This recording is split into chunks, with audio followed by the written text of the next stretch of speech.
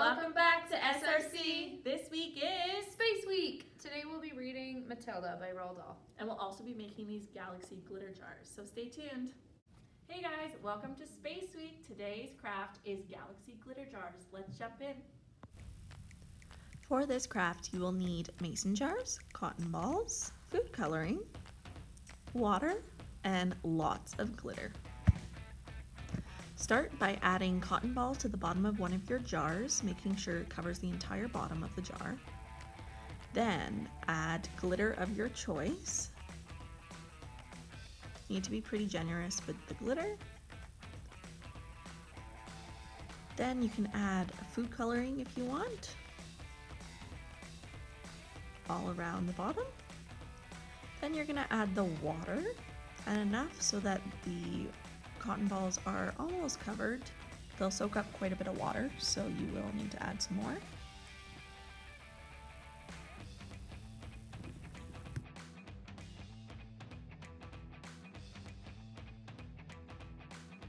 Then you will add more cotton balls onto the next layer, enough so that they don't get soaked up with all of that water. And then you're gonna add another color of glitter on top. We chose another lighter blue. And then we chose a different colored food coloring. We chose red in hopes to turn it purple. And then added more water. Then added more cotton balls. And topped it off with another color of glitter. Then added some more water. And then we put the lid on. Now, if you want the lid to stay on better, you can either add glue on the inside or you can add duct tape around the outside. And there you go. So on to our next color. We repeat the process again. We're doing green this time, green and yellow. And then adding some water. Then another layer of cotton balls and purple glitter. And blue and red food coloring to try and make purple again. And then adding more water.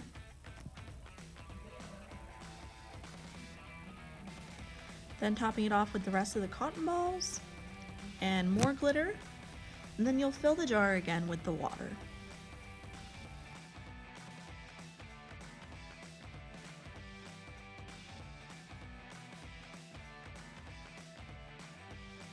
This is our finished product of the glitter galaxy jars, the blue one and then the multicolored. All right, you guys, our galaxy glitter jars are complete. Have fun. Today we'll be reading the beginning of Matilda by Roald Dahl and illustrated by Quentin Blake. And this book is published by Puffin. The reader of books. It's a funny thing about mothers and fathers. Even when their own child is the most disgusting little blister you could ever imagine, they still think that he or she is wonderful. Some parents go further. They become so blinded by adoration they manage to convince themselves their child has qualities of genius. Well, there is nothing very wrong with this at all. It's the way of the world. It is only when the parents begin telling us about the brilliance of their own revolting offspring that we start shouting, "Bring us a basin, we're gonna be sick!" School teachers suffer a good deal from having to listen to this sort of twaddle from proud parents, but they usually get their own back when the time comes to write the end-of-term reports. If I were a teacher, I would cook up some real scorchers for the children of doting parents. "Your son Maximilian," I would write, "is a total washout. I hope you have a family business you can push him into when he leaves school, because he sure as heck won't get a job anywhere else."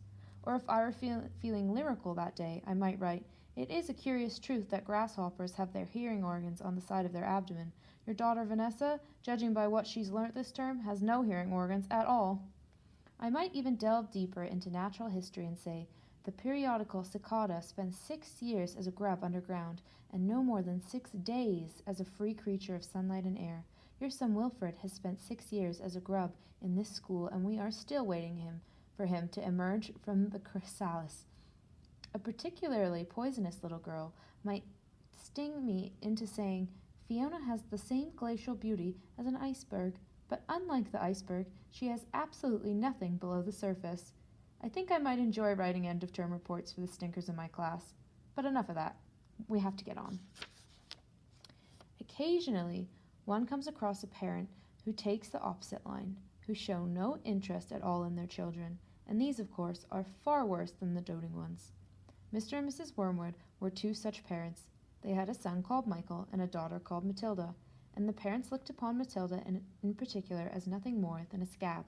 A scab is something you have to put up with until the time comes when you can pick it off and flick it away.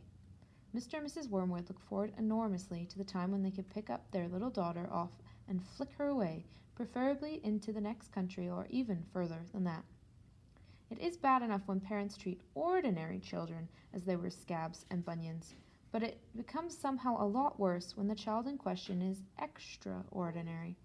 And by that, I mean sensitive and brilliant. Matilda was both of these things, but above all, she was brilliant.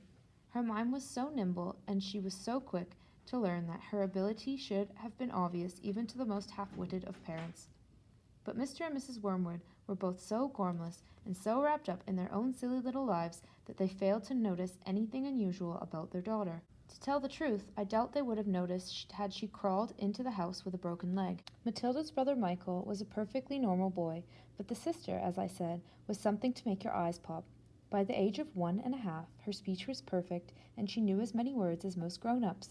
The parents, instead of applauding her, called her a noisy chatterbox and told her sharply that small girls should be seen and not heard. By the time she was 3, Matilda had taught herself to read by studying newspapers and magazines that lay around the house.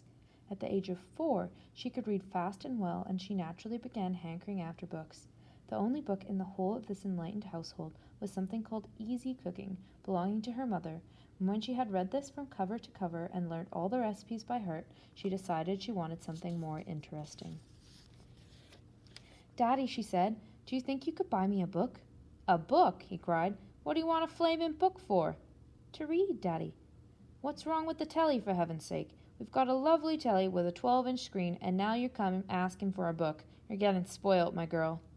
Nearly every weekday afternoon, Matilda was left alone in the house. Her brother, 5 years older than her, went to school.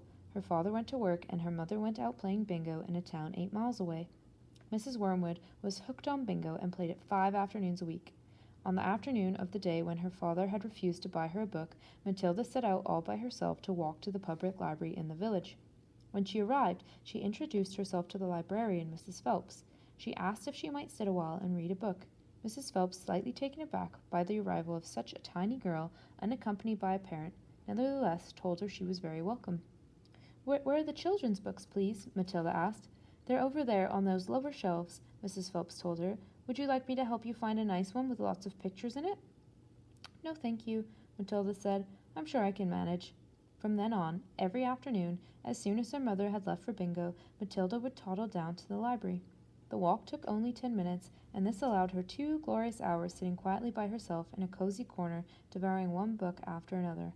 When she had read every single children's book in the place, she started wandering around in search of something else. Mrs. Phelps, who had been watching her with fascination for the past few weeks, now got up from her desk and went over to her. "Can I help you, Matilda?" she asked. "I'm wondering what to read next," Matilda said. "I've finished all the children's books." "You mean you've looked at all the pictures?" "Yes, but I've read the books as well."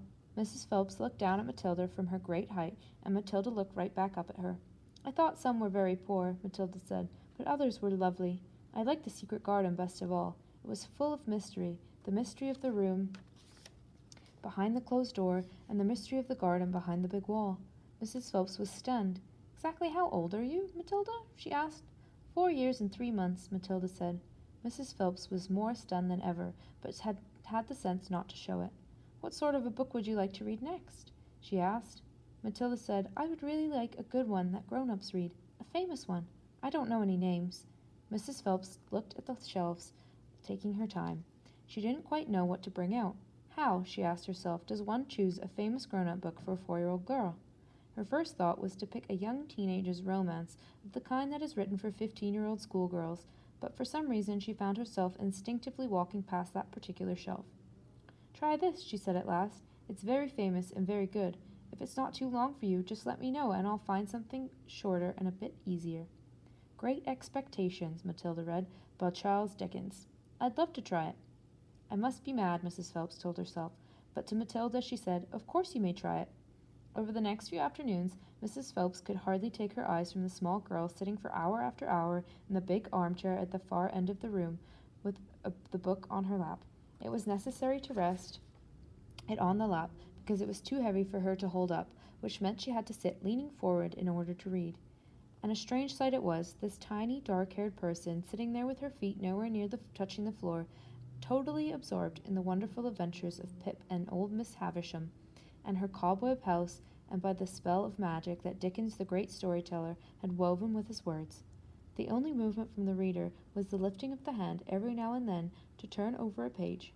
Mrs. Phelps always felt sad when the time came for her to cross the floor and say, "It's 5:10, Matilda." During the first week of Matilda's visits, Mrs. Phelps had said to her, "Does your mother walk you down here every day and then take you home?" "My mother goes to Aylesbury every afternoon to play bingo," Matilda had said. "She doesn't know I come here." "But that's surely not right," Mrs. Phelps said. "I think you'd better ask her." "I'd rather not," Matilda said. "She doesn't encourage reading books, nor does my father." "What do they expect you to do every afternoon in an empty house?" "Just mooch around and watch the telly." "I see. She doesn't really care what I do," Matilda said, a little sadly. Mrs. Phelps was concerned about the child's safety on the walk through the fairly busy village high street and the crossing of the road, but decided not to interfere. Within a week, Matilda had finished Great Expectations, which in that edition contained 411 pages. "I loved it," she said to Mrs. Phelps. "Has Mr. Dickens written any others?" "A great number," said the astonished Mrs. Phelps. "Shall I choose you another?"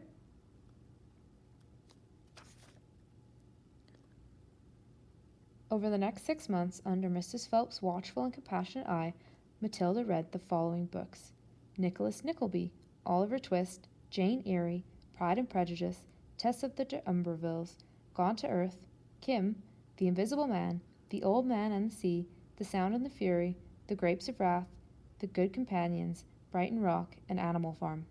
It was a formidable list, and by now Mrs. Phelps was filled with wonder and excitement. It was probably a good thing that she did not allow herself to be completely carried away by it all. Almost anyone witnessing the achievements of this small child would have been tempted to make a great fuss and shout the news all over the village and beyond, but not so Mrs. Phelps. She was someone who minded her own business and had long since discovered it was seldom worthwhile to interfere with other people's children. "Mr. Hemingway says a lot of things I don't understand," Matilda said to her, "especially about men and women, but I loved it all the same. The way he tells it, I feel I'm right there on the spot watching it happen." "A fine writer will always make you feel that," Mrs. Phelps said, "and don't worry about the bits you can't understand. Sit back and allow the words to wash around you like music." I will. "Did you know," Mrs. Phelps said, "that public libraries like this allow you to borrow books and take them home?" "I didn't know that," Matilda said. "Could I do it?" "Of course," Mrs. Phelps said. "When you have chosen the book you want, bring it to me so I can make a note of it, and it's yours for 2 weeks. You can take more than one if you wish." From then on, Matilda would visit the library only once a week in order to take out new books and return the old ones. Her own small bedroom now became her reading room, and there she would sit and read most afternoons, often with a mug of hot chocolate beside her. She was not quite tall enough to reach things around the kitchen, but she kept a small box in the outhouse, which she brought in and stood on in order to get whatever she wanted. Mostly it was hot chocolate she made, warming the milk in a saucepan on the stove before mixing it. Occasionally she made Bovril or Ovaltine, but it was pleasant to take a hot drink up to her room and have it beside her as she sat in her silent room, reading in the empty house in the afternoons. The books transported her into new worlds and introduced her to amazing people who lived exciting lives. She went on olden-day sailing ships with Joseph Conrad. She went to Africa with Ernest Hemingway, and to India with Rudyard Kipling. She traveled all over the world while sitting in her little room in an English village.